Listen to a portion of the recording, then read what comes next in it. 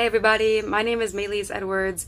I am a first year PhD student in the Neuroscience and Behavior program at UMass, and I'm also a MUSE mentor with MUSE Mentorship. So today I just wanted to give you guys some background about me and kind of my journey to a PhD. One of the most common questions I get as somebody who had a low undergrad GPA, but here I am in a PhD program, is like, well, how did you do it? And I also get a lot of questions about like, how do you have confidence in yourself? Like, how do you navigate imposter syndrome, or, you know, how do you get through that when you just don't feel like maybe you fit in, or you don't have the exact same linear path that other people might from undergrad to PhD. So, I just wanted to give you some brief, like tips on like what I did and how I navigate my current academic spaces. So I was an undergrad biology major with a French minor.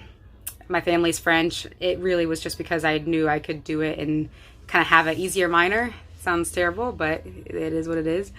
I loved science, and I always had, sort of. I had an undergrad or a high school biology teacher who I thought was just fascinating. And I thought, like, she must just have the coolest perspective on life if she is able to kind of understand genetics and evolution and like all these, you know, topics that were just so new to me. And that is honestly what inspired me to pursue it in college. I just thought, like, wow, the perspective of life that you must have from just knowing everything from the cellular to evolution, like all these different scales, just supposed to be amazing. However, I did not test well. I did not do well in classes. And I worked one or several jobs throughout undergrad that definitely affected me and took time away from, you know, school and doing research in labs. I also dropped out after my first year of undergrad and worked for a year at Kmart and Bath and Body Works in my mom's small business. So, you know, it definitely hurt my confidence and made me feel like, oh, maybe I'm just not cut out for research or, you know, academia. But I went back. I really wanted to study science. And so I went back and did up and down through undergrad. So yeah, my GPA finishing undergrad was a 2.82. And after that, I mean, I just did not, the goal was not ever grad school. I had no idea what a master's or PhD was. And even if I did, you know, I just wouldn't have thought it was for me. I took time off and, you know, was rock climbing and doing all these different things and really missing science in that time too. So after about a year, I took a job as an animal technician in a research lab. And from there, it was just like, oh, I just miss science so much. I went and took another animal technician position with a neuroscience lab, and that's like what sealed the deal for me. I had this background, I did undergrad research with an animal behavior lab and loved it. I just knew that like I didn't want to be out in the field doing ecology work. It's exhausting. It just wasn't for me. But in a lab environment, you can have this really controlled environment and ask all these super interesting questions about, you know, the brain and behavior. And that's when I knew, like, that's for me. So I worked my way up from an animal technician to an animal tech 2 to a research associate. I then got a job as a lab manager in another neuroscience lab. And that was the point at which I kind of had the confidence to be like, I could definitely do a PhD. Like, I'm managing this lab. I'm doing like every single ounce of the research work. I'm ordering my own supplies. I'm designing experiments. I'm managing other people. I'm training people on how to do stereotactic surgeries. Like, I can do this. So, you know, I think one of the biggest pieces of advice that I can give is, number one, taking that time off, because I would not have been equipped emotionally, maturity-wise, financially, to just spring into a PhD program straight from undergrad. In fact, for many of us, I mean, who had to work in undergrad and support ourselves financially, it's 100% like not feasible to go straight into a PhD program. If the money you make in undergrad is just literally paying for the food on your table and for your bills, there is not this notion of like disposable income to like apply for the GRE or to, you know, those graduate applications are like $100 a piece, right? So I would just advise, like, instead of pushing it to the max in undergrad when you might also already be kind of maxed, take that time off, like let yourself breathe and also have time to grow and develop your interests, work in a lot of different labs to get that amazing research experience and amazing letters of recommendation. and like do that first before you apply to your programs. Like really know what it is that you want to do and like who you are before applying. Another thing I did, which I'm not sure how much it helped, was take online classes in neuroscience because I didn't have a neuroscience background. It was kind of like, well, I have all this research experience, but on paper, it's like they probably don't think I know what I'm talking about. So I did take some online, neuroscience classes. However, I did not complete them by the time I was applying to these programs. So, I mentioned it on my applications, like, hey, I'm taking classes on my own to further my education, but, it did not help my GPA in any way. Although I could see how that might be advantageous if, you're really struggling in the GPA department and you took some online classes or community classes locally. I did have many friends who did that to kind of bump up their GPA before they applied. I think one of the most important things was going and contacting my advisor before I applied. Like months before I submitted my application, I reached out and said, like, are you taking, new students, new PhD students? Do you have time to hop on the phone or talk with me about kind of like your lab and what that might look like? And, just communicating the fact that I was so interested in that lab, like why that lab was perfect for me. That I had ideas coming in that like this was, perfect for my interest. I think you really need to communicate that to somebody who is at, your university or your program and who can really advocate on your behalf and say like, yes, this person is really intelligent, is really driven, and, their undergrad GPA was so long ago, they did fine on the GRE. Like, I think this person is going to be a good fit for my lab and for the program. I think that's so important because then you can go to, if you make it and get that interview and you're able to like convey that in person even more so, I think that's just so important. And you need that advocate on the inside. So I think that's kind of shows you my kind of path, an orthodox path to a neuroscience PhD from a biology undergrad many years ago at this point. And then interestingly, one of the biggest questions I get is like, well, how do you have confidence in yourself and a PhD?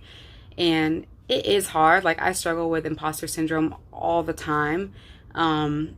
However, it's kind of contradictory because I also have a lot of confidence in myself that I did not and would not have had as an undergrad. I did not test well in undergrad. I did not know how to study well. I was often very distracted, especially working a lot. But now, especially when you're in a PhD and you can just focus on like research and classes or research teaching classes. I don't know. It's just, it's very different when all of the work that you're doing goes towards like a similar goal. Whereas in undergrad, you're like, research project here and classes that have nothing to do with my research over here and a full-time or part-time job that has nothing to do with those other two over there. It's like so chaotic. At least in a PhD, it's like all centralized over like one topic, which is neuroscience.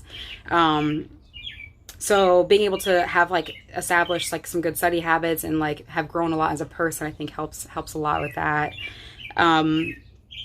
Also, I think like at this point, I have failed and had so many challenges that I've experienced in my life that like I have no choice but to kind of see that as evidence for like the fact that I have survived some of those things and I have come out on top and I have like thrived as a result. So like use your own evidence of the fact that you have, failed before and that you've come out okay and you have made mistakes before, but it doesn't define you and you've learned from them and you've grown from them and it's made you into a more like maybe resilient person.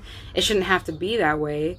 So many of the things that we experience, like it's not fair that so many people have to like work full-time or part-time in undergrad or experience some of the challenges that we do for, belonging to a marginalized community or so many other reasons, right? But looking to that as like, hey, I have been fearful before, I have been, not as confident before, or just truly have failed flat out before, and I'm still here and I'm still succeeding and I'm still doing okay. So I look back at all my failures and it's like, I know what to do now. If I come up with a problem in my research or, anything, it's like, yeah, I've had my car repossessed before. I've had money issues before. I've, done not so great in classes before. And I know now, like, how to come out on top. I know how to be independent. I know how to get answers to problems. So all of that kind of came with time and through failing a lot. But ironically, now it gives me just like this sense of confidence that like I will always be okay and I will always like come out on top. Maybe, you know, I hope. But it's proven true so far. So it kind of gives me this sort of weird optimism that like I will always be able to ask for help if I need it, seek answers if I need it. My own strength and intelligence will get me to the place that I need to be when and whenever I need it. So, you know, like, I guess what I'm saying is that like sometimes we look at our failures, like the low GPA, and we're like, we internalize that as like, oh, I'm not intelligent or I'm not smart. You are juggling probably so many things that your peers are not, whether it's mentally, like juggling the fact that we live in this incredibly like white supremacist society, ableist society, so many different isms, right, are happening all the time that we are aware of that our peers might not be aware of, and that's frustrating. We are navigating like working, like I said, full or part-time in undergrad that maybe some of your peers aren't having to deal with. That can affect your confidence, but I hope one day you're able to kind of see like how much stronger that makes you, and like how much more you're going to be able to thrive when you get to a really rigorous, you know, program, hopefully, and use that as a source of strength. Like, I'm aware of so many different things, I have made it through so many different hurdles, and like I am here and I'm thriving. So yeah, I mean, this is kind of hard. It's not like a one size fits all advice, but I hope I can kind of show you like what has worked for me, even though I have many different privileges and I have a very different background than you might have. And if this wasn't relevant to any of you, I hope that you can seek out good mentors in your immediate environments, or use the website that myself and others have worked on relentlessly, which is MUSE Mentorship. You can go to musementorship.com, MUSE mentorship.com, or follow us on Twitter at Muse Mentorship. And we try to post resources all the time for like underrepresented or marginalized communities in STEM, and with the goal of like trying to get more underrepresented people into higher education, into college, into grad school programs. So I hope that that can be helpful to you if this wasn't relevant for you today. But keep trying, keep going, keep persevering. Don't be afraid to ask for help and to reach out to people if you need it. And yeah, I hope this is helpful. We're all thinking about you, and there are so many people and organizations out there who want to see you succeed and be successful. So keep going and look out for those resources when you see them. Okay, bye.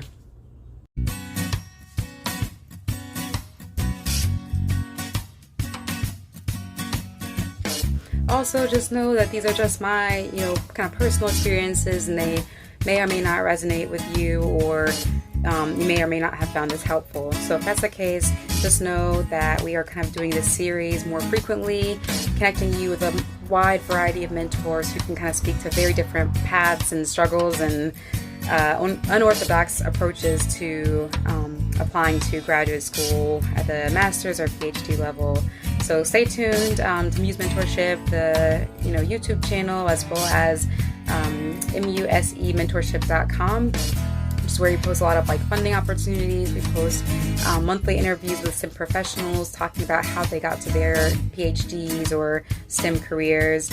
We also have lots of different resources for you all. You can also follow us on Twitter at Muse Mentorship and Instagram at Muse Mentorship. And we post a lot of different helpful information for students there too. So this is just the first of many to come. I hope you have found this helpful, but if not, more on the way. Thank you all. Bye-bye.